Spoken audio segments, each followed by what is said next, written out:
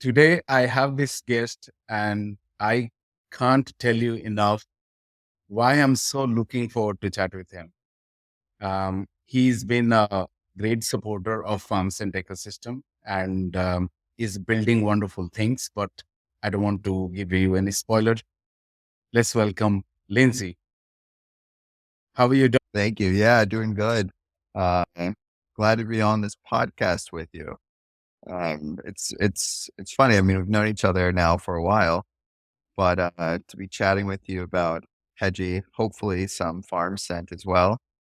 Very excited to be here today. So thanks for having me. Amazing. It's an honor, actually. The reason why also is I want to just let our viewers know that I actually sent, after using Heji, I actually sent a tweet highlighting the importance of the tool. And what caught my attention is that you immediately tweeted me, you DM'd me back, and then our relationship started, you know. So, Of course, yeah. so this is so amazing. I just want to start with saying thank you. Thank you for being supportive for such a young ecosystem like FarmSynth. And all our farmers also, thank you for that. Um, Please, let's start by saying who the real person behind this Web3 tech entrepreneur. It's a big question. But first, I just want to say thank you for that. Um, you're gonna make me blush, and just everyone over here. It's our favorite, literally like our favorite thing is finding people, other builders who are building things that are way cooler than the stuff we do, and just kind of peeking into your world and knowing that like the stuff that we do that helps support you is really important, and I think it's helpful. But just getting to meet teams like you, like see your journey, chat with you, support you, see you start from day one to months later now, and just see that journey. It is literally the favorite thing of ours to see, and we talk about farm scent all the time over here. Uh, and so it's both ways, happy to support you all. And I think just a lot of the energy you have for supporting us, is really valuable. So thank you for that. Were, Um, were you always like a Web3 fan? When the story started? Like, no, no, no. I wasn't a Web3 founder. I I started. Let's see, where do I start here? I'll start when I moved to New York. I've been in New York a decade. Mhm. Uh, I moved to New York in 2012. Um, I graduated with a master's in speech pathology. I focused in neurolinguistics and sociolinguistics, specifically around how groups of people communicate, especially people with aphasia, which is older people, and autism, birth to three. So when I moved to New York, I was a speech pathologist and I worked in birth to three autism. I would go house to house to families that received this health service for free in New York called early intervention. And I'd work with families who had young children with autism and just provide this health service for them, helping their kids communicate better with their families. And it's incredible, super rewarding. I really loved it. But something something kind of shifted when I was complaining one day with one of my friends who he was a founder at a company called Jackpocket, which is like a play the lotto in your phone app. This is like 2013 or 14, early days, early WeWork days even. And he looked at me and said, "Look, you're complaining about I was complaining about how inefficient it was to help these kids." And he's like, "You should build an app. You should build an app to like make your industry more efficient." And I said, "Oh, that's a really neat idea. I should build an app." And I was hanging out at WeWork a lot. And, and in my industry at the time, the problem was when kids needed health services, it's basically like a phone dispatcher system Mhm. that would connect families to providers, and they would call 600 other people trying to find a provider. it would mean kids who needed health services were waiting like 6 months for someone like me to come through the door. I was like, oh, you can make an app that just cut this from like 6 months to 2 weeks if you just connected everyone in a more automatic way. Built a first tech company, completely failed, firebombed it, miserable. Didn't know what I That's was doing. part I'd of never it, started a isn't it? company before.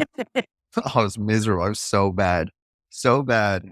Building things that weren't helpful, like everything you could do wrong. But then I started another company trying to solve the same problem with a lot of the lessons learned, specifically around like talking to people, building products, improving that whole experience. And it was helpful. It was useful. It helped, thousands of kids. Instead of waiting 6 months for their health services, cut it down to, 2 or 3 weeks. And it's still a product that runs in New York, still helps a ton of kids connect with their health services. But that's the thing that got me into tech. Now, around this time in 2017 ish is when like the first kind of Coinbase bull market, everyone's like, what is ETH? What is all this stuff? That kind of happened. I had been, following around, like exploring, looking on Reddit before then. But I think in New York specifically, there started to be more like meetups and groups of people who are exploring ETH and all that stuff. And Alex, my co-founder, who's also been a friend for a decade, we were like, this is really interesting. So we started going to these meetups, and I guess it was applying a lot of like the product based building that I had learned Mhm. over my last two startups. I mean, like, how could we solve something in this space that was very valuable for people using technology? And I think we spent basically, 3 or 4 years figuring out what that is. The 2017 to 18, 19, maybe 2020 period was really interesting. We built a lot of products from a chat-based payment app. We explored mining. We did like a lot of like just seeing what was really useful to people, seeing what wasn't useful to people.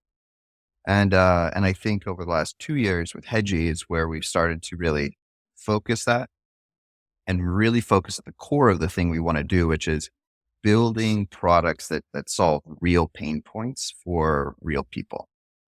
And that's kind of what's led us into where we are today. So that's me. That's my 10-year journey to going from being a speech pathologist, landing off, in New York with like, no idea what I was doing, to where I am today. It's amazing you say that. Um, Often what I notice that when certain things don't work, I always look at, is nature giving us a chance to weave certain other patterns so that something Mm, else will work, you know? And yeah, when I got your response that faster, right? What gave me a feeling that this guy definitely has built product before, definitely understands what the pain points are, and knows how to respond to the people who are actually using the product. Because mm, often, while we are so busy building the product, right, we ignore the users a bit. It happens to first time founders, because totally. yeah, see, they often struggle in that. Um, I found that is one of the things which actually got me thinking that this product must be a- in a state where can be actually considered as one of the product we can bank on in PumpSet. Um, That's so awesome, man. so That makes my day. I love that. I mean, just to kind of riff on that, this. I mean, once you've built something, and this was my first company, for 8 or 9 months, and you think it's this beautiful thing, and you talk with this small group of people, which are usually your co-founders, about it a lot, and you build this like perfect hypothetical mechanism, and you spend a lot of time doing that, and then you put it into the world, and say, oh shit, this does nothing for anyone. Once you do that one time, you'll hopefully never do it again. And so, I think the thing about being a good founder is that you actually search to kill your ideas very quickly. That you realize that it's the amount of failures you have that lead to good products rather than amazing whiteboarding sessions and conceptual conversations about what it can do. You learn like the most important resource you have as a founder is your ability to build things quickly and kill them quickly and really search for people to tell you no. Tell you, no, I don't want this. No, this doesn't do the job. No, this is terrible. No, I hate this. And the more you can embrace that and search for that, and then of course tweak, uh, soon enough you hear less of that and less of that and less than that, and until you hear very little of it. And you'll always hear some, but I think that's the one kind of thing you learn as you build products. It's just like search for failure, search for people telling you no. That's the only way you can build something useful. It's amazing you say this. In my culture, we say that if you want to learn about a disease, right, ask the doctor. But if you want to master the disease, ask the patients, Wow. right? The, Wow. That's a the, good, yeah, right? yeah. The real users will give you more feedback. If you remember our first conversation, I was almost preempting that you're going to do this, right? Uh, because we're thinking like, why wouldn't they have a branded page? And your first DM to me was about, yeah, we already have that work in progress, right? So Yeah. yeah, this that was the start of the conversation. Um, when you jump into Web3, uh, personally, you always thought about you are building product which are going to help the founders, help the Web3 ecosystem, help the common people, right? And Yeah. were you looking at like this entire ecosystem from a product builder perspective, or from a um, from a change maker perspective, right? Something like, did you feel that decentralization is the key, and like we're changing the world, or you felt like this is the product which is going to be more helpful? Yeah. It's interesting. At my core, I believe that we are building a technology that can change the world collectively, like all of us. That is the purpose of us. And I've always thought about it. Use the word technology. I've always thought about it as a technology. Blockchain is a technology. So to that extent, I think it's a very useful technology when it's applied correctly. Um, and I also think a lot of times people apply it just because it's blockchain and it's not actually the best technology to use. I think sometimes going to like conferences, I think of people going to conferences and freaking out about like React Native or Java or something, or just like a programming language that's effective for solving particular problems, whether it's ease of use on mobile or whatever it solves. And I don't build the things we do from like a ideological perspective of this is going to radicalize and change the world and push things forward. Um, I build things with the question of like, what is this person doing that they wake up at 3 in the morning thinking about, worrying about? What is the thing that like, cause like you dedicate your life to this, you dedicate your life to FarmScent. People who work in our industry are dedicating their life. They're dedicating their literal hours of their consciousness to pushing these ideas forward. And you wake up in the morning and you're freaking out, not about changing the world. You're freaking out about like, oh, I hope like my, multi-sig has enough signers, or I hope like, the treasury funds in this hot wallet are okay. Or, oh, did I like approve something dumb on this app? Like you're thinking about these things, which aren't your visionary self pushing forward. There are these other things, which are just like dumb admin jobs. And so I very much make sure that we are grounded in reality and think about like, what is the thing that you are waking up at 3 a.m. worrying about? And how can we create this like medicine, not like this crazy gizmo that like does all this unnecessary stuff, but just this simple thing that helps you sleep at night. And I just want to build whatever that is, even if it's a magic 8 ball. I don't care. In this case, it's on chain vesting and lockup technology. Just so that, the viewers will get the context, right? Because I know so much about hedging and you have built it, right? Uh, Yeah, Plain hedging in very um, precise way or concise way, right? So that sure, everybody can understand and put a context to, what we discuss. sure. So when projects like FarmCent or any DAO or on-chain organization launches, they have a bunch of tokens that the treasury controls. They have to distribute these tokens often to their team members, DAO contributors, investors, or community members. These aren't tokens that are just kind of sent out all at once. They're typically set up with really custom rules on how long they take to distribute to those individuals, or like if an employee leaves, they can claw back the tokens. There's a lot of rules to optimize how these tokens are distributed. If people don't use technologies for this, you're basically FarmCent or anyone else is just using a spreadsheet and a wallet and just hoping that their numbers are always right or nothing messes up, and managing how tokens are distributed to 50, 100, hundreds of people over 4 years. And so suddenly managing token distributions, these people become the actual just primary job of an organization. And that's the last thing that FarmCent wants. That's the last thing anybody wants to do who's an actual builder, is just manage how tokens are distributed on an Excel sheet, for 20 hours a week, for 3 years.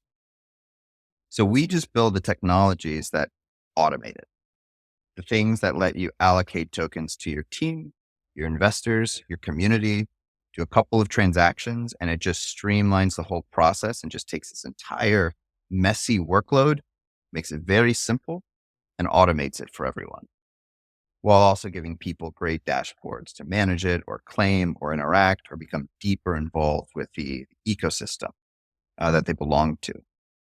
And that's what we do. You have no idea. You saved us hundreds of hours and lot of lot of bill, to because everything you build in Web3, just to assure that you build it right, you will be going to Yeah. auditor, you are going to scrutinize it, you are going to look at whether this is what the user wants, right?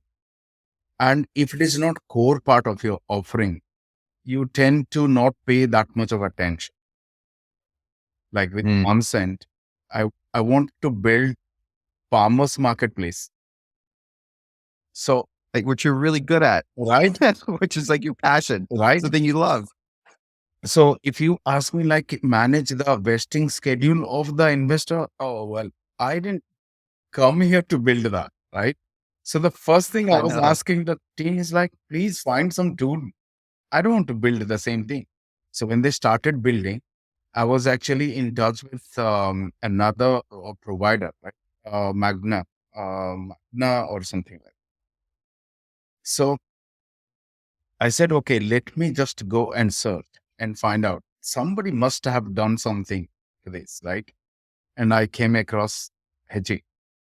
And there is something about the smoothness of the brand and then, like the first impression. I said, like, yeah, that's it. I'm using. So my co-founder asked, like, this is the one we will be using to manage the vesting schedule of the investors. I'm like, yeah, that's it. We are using it. Okay. And that I was telling a couple of weeks back to one of our team member that if we are not going with Hedgie, then we would be spending probably 100 hours of development, basic form of, what Hedgie has achieved only for farm center ecosystem. and then another 30 odd hours of auditing, scrutinizing, making sure that the user, and then that is at the cost of developing the core stuff, which is not the right thing. Right? Have you? It's just the opposite. Yeah, it's the opposite of what someone like you should be spending your time on. Like you have these talented engineers that are mission focused, and what a debilitating thing to do to say, "Hey, stop building this thing we're all super passionate about. Let's build like a, I don't know, a card." I mean, it's a bad, analogy, but like let's build this random admin tool for our business. It's the worst thing you could do. So I totally hear that pain point, and yeah, you have. I'm sure you do have an idea of how many people are in your position, but it's ridiculous. One of the things you should keep as a KPI or as a showcase in your website is how many hours you are saving for the founders. Yes, Because I love that. I love that. I need to like get a good number of what it would be per team, but you're absolutely right. I mean, I was joking with someone of quantifying the amount of hours and then thinking of what that is as far as like salary and burn, and thinking of how much burn we extend Web3 ecosystem just by not spending, you know, I don't know what it would be, $30,000 a team in burn rate just building vesting contracts. It's silly, but it's true. one of the coincidental thing happened where I didn't actually know before that this would happen. We were absolutely sure about our excellency, you know, Mhm. of the investors and their scheduling. Yeah. It happened that one of them have actually shared with me a centralized exchange wallet address. Oh, wow. Okay. Yeah, yeah. So when I looked at, hey, can you log in and see you can view the vesting schedule because Heji has given a very nice chart. So I was showing Mhm. off to these guys that you don't need to contact me. You just go to the portal, you just see by yourself, right? Yeah, yeah, yeah. And then he says like, I didn't see anything. I'm like, okay, how do you logged in? Like, can you just share your screen? He's like, I logged in through MetaMask, as you say. I'm like, is the same wallet you are logging through? No, that is my centralized exchange. Okay, I said, Nice. thank Yeah, God for Heji. I said, okay, I'm just removing you, and then I'll add your new wallet. You know, that's that's something. awesome. Something like wonderfully happened, and so I was so happy that uh, You use like either cancel and reissue or the transfer function. Man, yeah. Uh, I'm really glad to hear that. Actually, I haven't heard that story before. But it's funny. There's a lot of nuance that you don't really understand until you start hearing these stories and talking with people who use the app, and just hearing like all the things that can go wrong. I think it's like that example. That is not the first person that will see that.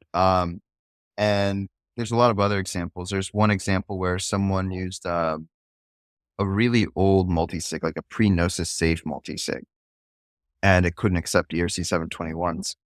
And we couldn't figure out for the life of us what the issue was, like why it kept rejecting this, because we just weren't looking back that far at like the OG Ethereum multi-sigs, like, I mean, really old.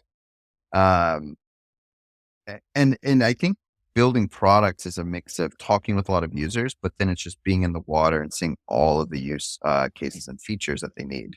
Like the feature you requested or that you just talked about was a particular user who was worried that if they issued just general vesting plans to their team, they may just like brick themselves out of their MetaMask. mhm. And they're like, I don't want to distribute a 4-year vesting plan to someone and then just get it bricked. Like, they trust us because they work for us, so it's not about us not being able to transfer these on their behalf. Um, it's about making sure we just have a very easy way to manage our vesting in Abs- your case, so absolutely. So that's really interesting. And I love this because like you're so deep on product yourself and you have the same like you can always tell when you talk to founders if they failed things before in a really good way. You know what I mean? In the way where like perspectives on what it means to build a good product and how you get there. And yeah, Abs- I love this. This is great. Absolutely. Actually, when so prior to starting FarmScent, my partner Salah, Hmm. he actually started a company called Beanboat. Okay. What's Now, that? Beanboat was operating in Colombia and MENA region. Was actually helping Colombian farmers selling coffee in the MENA region, Love it. right? Ah. And yeah, so it was in a very Web 2 environment and all, right? And I actually Hmm. joined late in Beanboat to actually I was an advisor. So I was just observing few things. I said, "Look, this is a proper case of Web 3. This is proper case. Yeah. We can scale this to a Web 3 environment where data can be freely shared and not Hmm. really centralized to one entity." And I want to just to give that a little bit of thing. What do we mean by data? Because we are supposed to be a marketplace or something, right? Or we are Yeah. optimizing the center. So we are developing something called farm center trade traceability system, Got it. Tell me right? more. So Yeah. from the farm, from farmers produce till you as consumer, whatever journey the product goes through has to be recorded on chain, Yeah. right? Because often what happens, you are brand oriented. You trust Starbucks, you trust, you know, X Cafe, right? Guilty. Yeah. Right. But have you ever stopped and asked, like, get me the journey of the product? You are saying you stored this in that warehouse. What is the proof? Yeah. Yeah. Yeah. Right. You said that That's so interesting. this coffee is of that rating. Where is the proof? Where is the certificate? Right.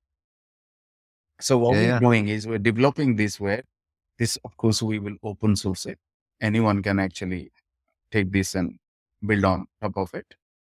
We want to highlight every single turn the product makes, whether it is, from warehouse to supply chain, or like, product goes through transition, repackaging, everything will be recorded on chain, right? And this is Beanbot. No, this is FarmSense product called, Oh, yeah, I was gonna say because Beanbot. How'd you? This is a question I have: is how did you go from Beanbot to FarmScent? Like, what was that journey for you? so one I'm day, curious. Now I interview you. yeah, this is good.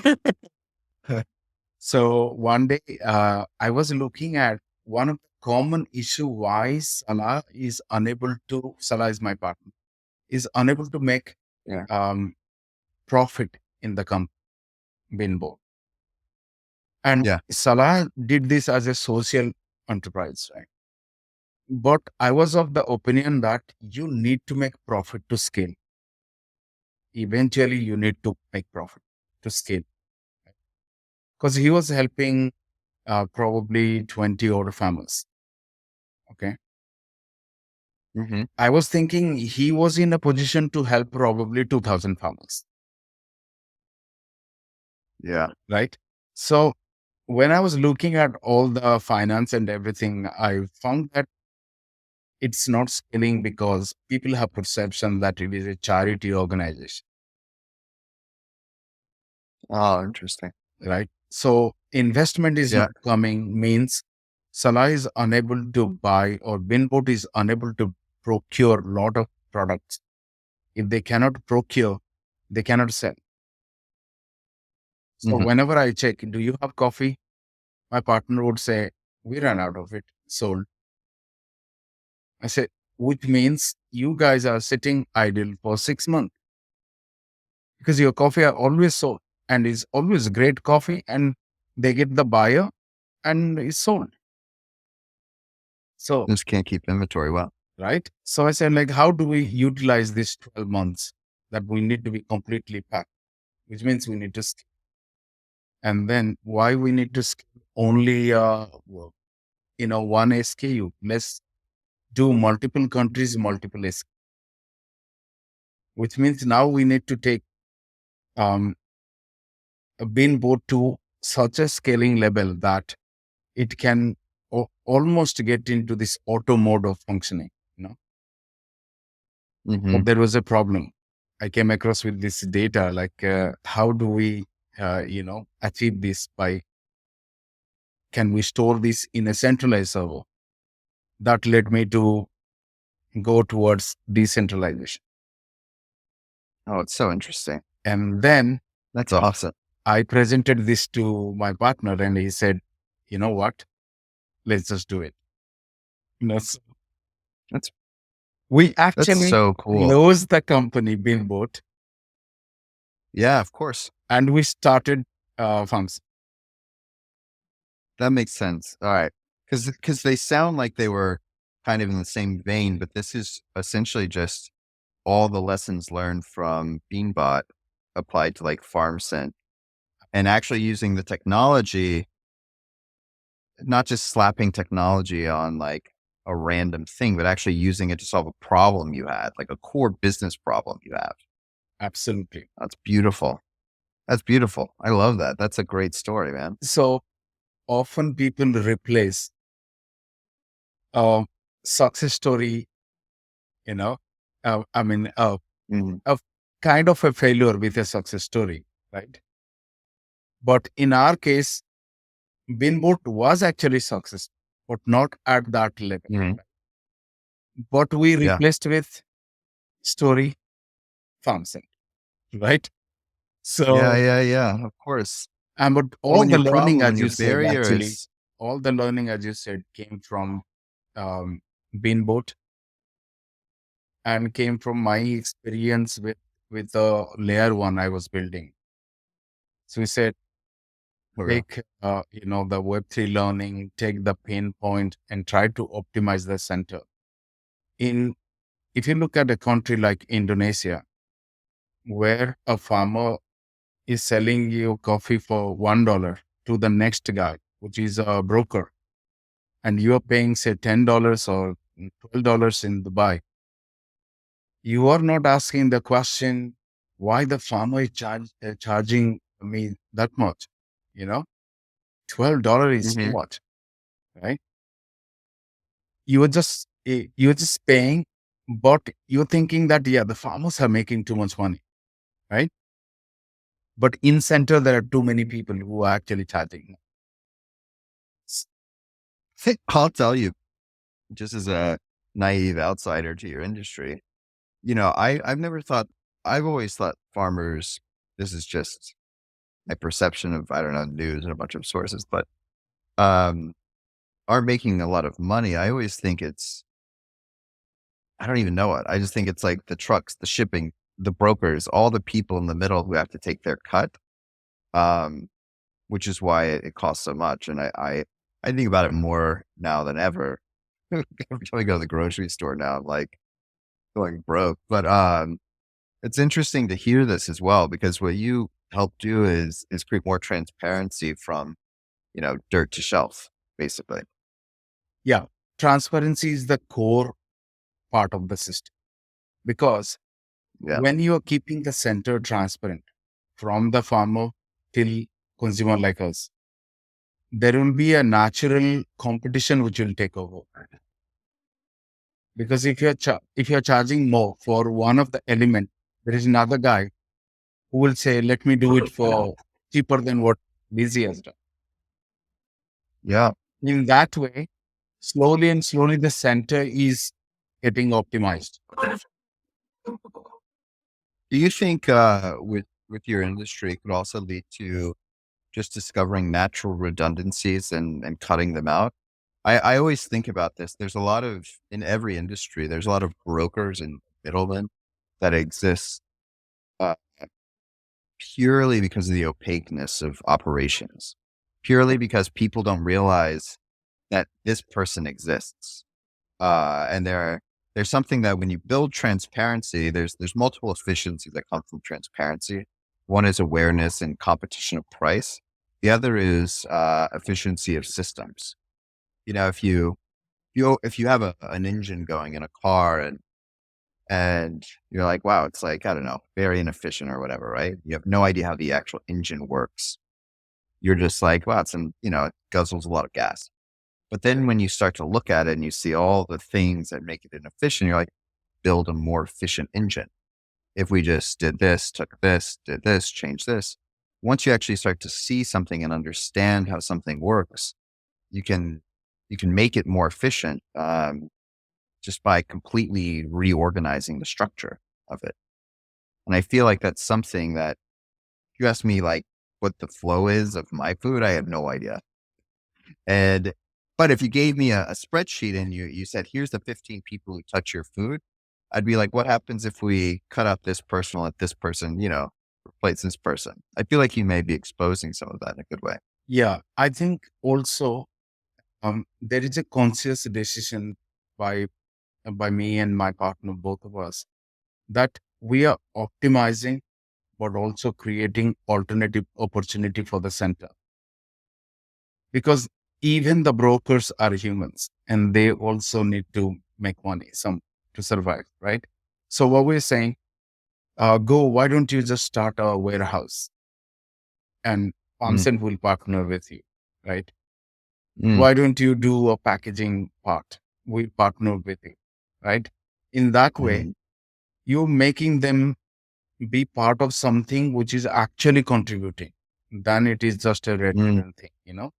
So you're creating a nice little economy which can be further optimized, but it wouldn't hurt much if we just leave it as it is. Yeah, that's really interesting, actually. I always jump to the efficiency thing, but I appreciate that point a lot because I also think it's important to think of how we can boost people and maybe we make just the entire ecosystem not just more efficient, but more productive, Absolutely. and more effective and help people become more effective at what they do. And I think that's a really good place to start from a base, especially with a product like yours, is how do we make this more effective? How do we help people? That's great. Talking about effective, I have a very interesting thing, right? Where Yeah. there was a community member who was insisting when you meet Heji, you need to ask them.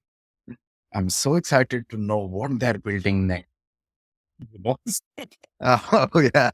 So yeah. Setting me up for a swoosh back here, right? Oh, what are we building next? There's so many things we're building next. I think we have a few areas. Like one of the things about us is we're very busy all the time with building things.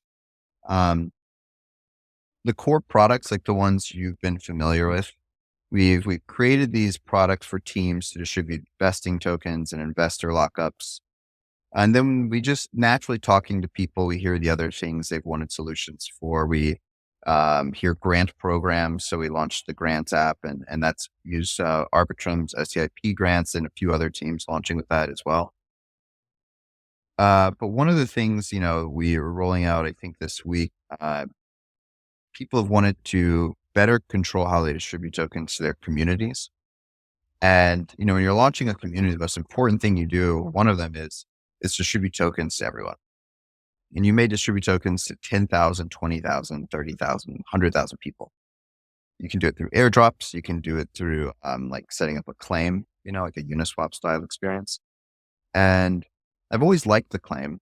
I think there's a lot of research to show airdrop first claim and long-term impact of engagement with communities. And we have a lot of data now to show that like certain things can tweak how effective your distribution of tokens to community can be for keeping an early community engaged with you over time. Mm. Claims are in the right direction. if people like vote and they instantly delegate their tokens, that has a positive impact. I really like what Tell me Safe more did. about that part. Like I read somewhere in one of your tweet, you know, when like Mm. people vote, I wasn't paying too much attention to that, but yeah, if you Oh yeah. So one of the core things about our products is all of the locked investing tokens can have like an optional ability to participate in governance.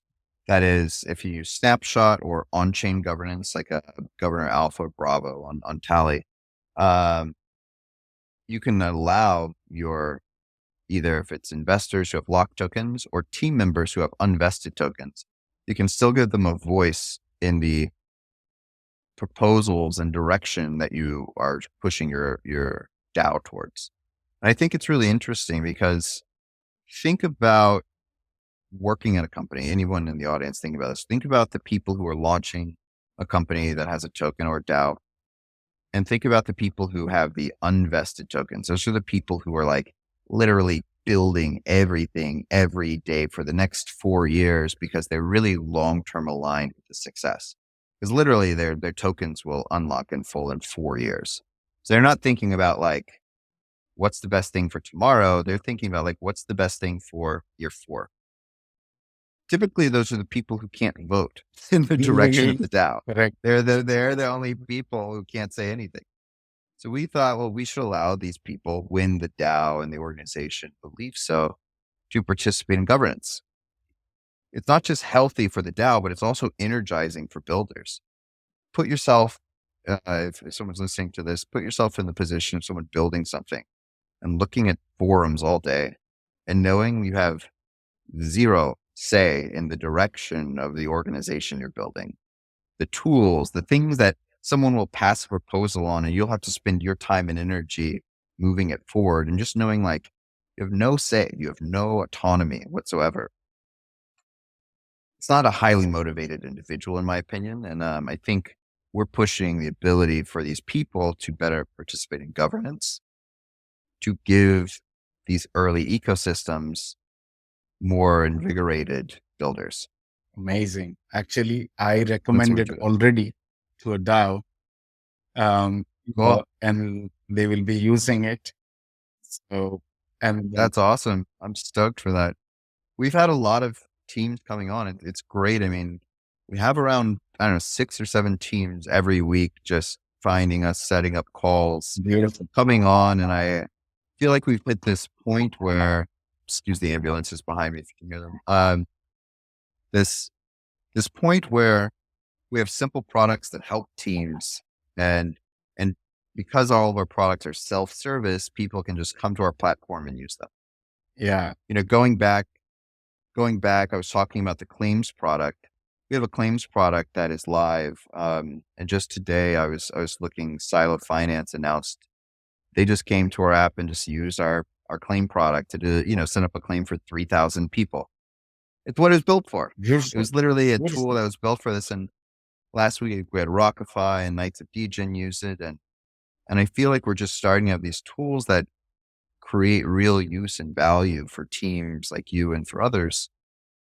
Uh, So we're just going to be building more of that, more things that empower communities and ecosystems and the people who contribute to them. Beautiful. You know, we Yeah. will we will continue this in another conversation as well because it's so much exciting to know like how you keep building, taking users' comments and then work on it and uh, you know, um You're but so involved with that. You've given me so much feedback and like just insights. I mean, you shape our products. I can like just show you little corners of all of our products and I can almost give you names of the people who've influenced them. And yours is on a lot of our product. thank you so much. Really appreciate.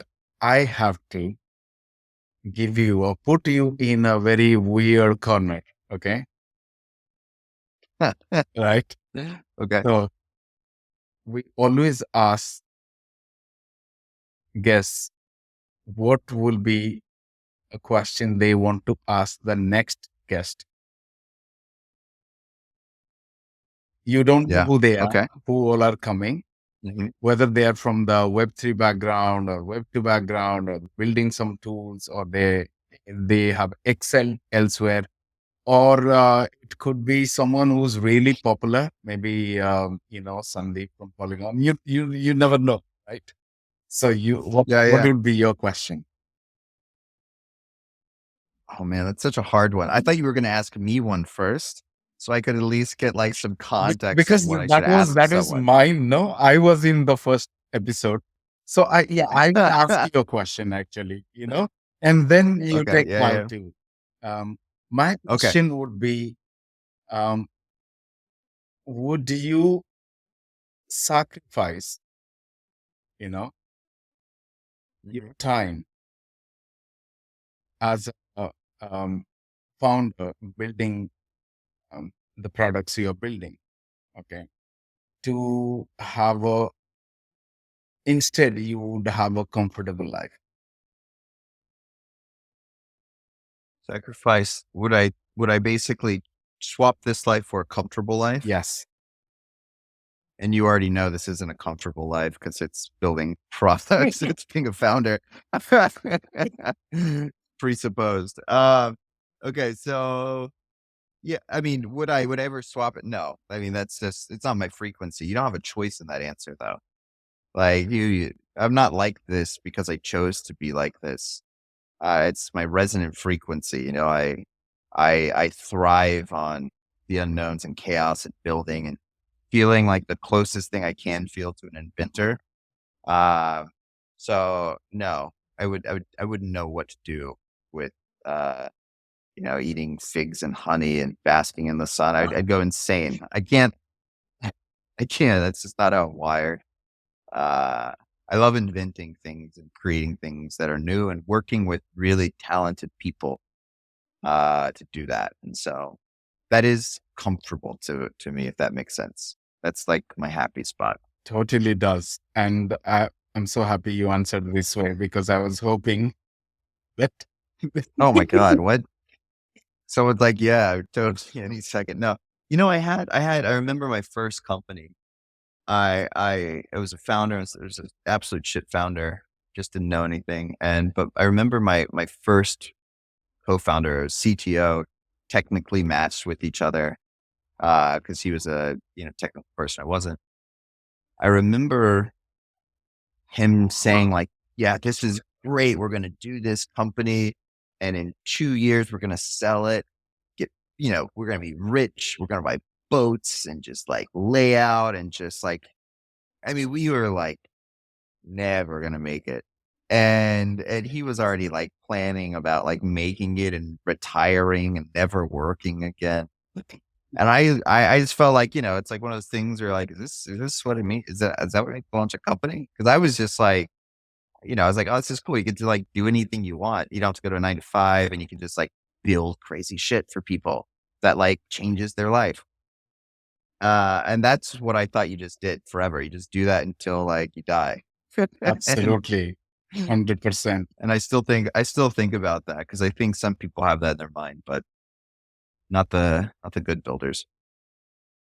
Okay. So good question. I one question I'm always interested in when I speak with people, and this isn't the same question or same frame, I should say, as what yours was, but I always want to know when I speak with people, if you could do anything, you were forced to do something, build something or work in a space or research in an area or whatever that was not related to crypto, Mhm. right? And this isn't like what do you daydream about? What do you wish you were doing? This is like, this technology doesn't exist for you. You're not going to make it. What would you do? And I always think that's interesting. Like well, I'm not going to tell you what I would do. That's for your next guest. But I always am interested in what people would do with their time if crypto didn't exist. So that's my question for your next guest. Beautiful. Beautiful.